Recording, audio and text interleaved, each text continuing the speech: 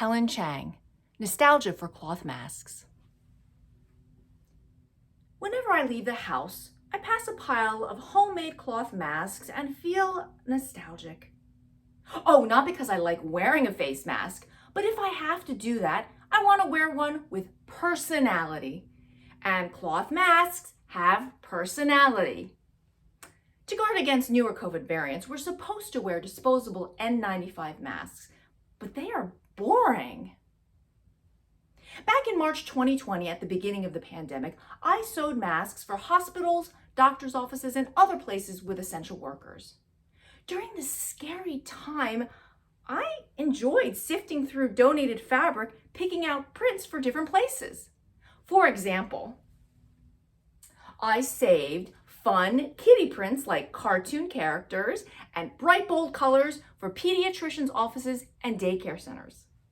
On the other hand, I figured nursing home residents preferred more subdued patterns and calmer colors. I saved fabric printed with dogs, ruff, ruff, cats, meow, horses, neigh, and even moo, this cow print for a veterinary office. I made masks printed with skeletons for an orthopedic practice, masks decorated with chocolate candy for grocery stores, and masks emblazoned with fire engines, woo, woo, woo, for the fire department. Then on April 3rd, the CDC recommended that everyone wear a mask. And then the cloth mask became a means of self-expression for all. An elderly neighbor of mine and big Elvis fan asked me to make her Elvis-themed masks with fabric that she purchased from Graceland years ago.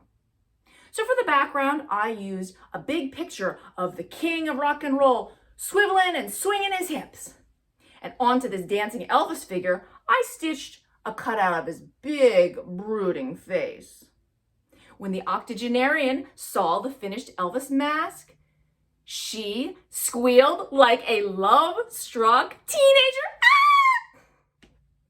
My shy nephew asked me to make him masks printed with sharks, his alter ego. My bookworm daughter, whose 2020 high school graduation was canceled, asked me to make her masks printed with inspirational quotes from Dr. Seuss's Oh, the Places You'll Go. And according to the Chinese zodiac, my husband and I are both monkeys. So I made us some matching monkey masks. By December 2021, I was all ready to make new masks to replace the ones I sewed in 2020.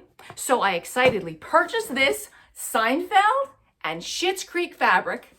I was all ready to make new masks when Omicron reared its ugly and microscopically minuscule head.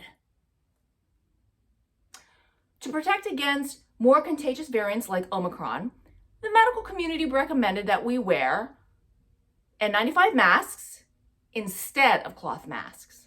In fact, some places required N95 masks instead of cloth masks. So sadly, my Schitt's Creek fabric and Seinfeld fabric sit unused. You know, before I throw out any disposable N95 mask, I save its elastic pieces and its metal nose piece, just in case someday we can return to wearing cloth masks and I can start making them again. Well, a girl can dream, can't she?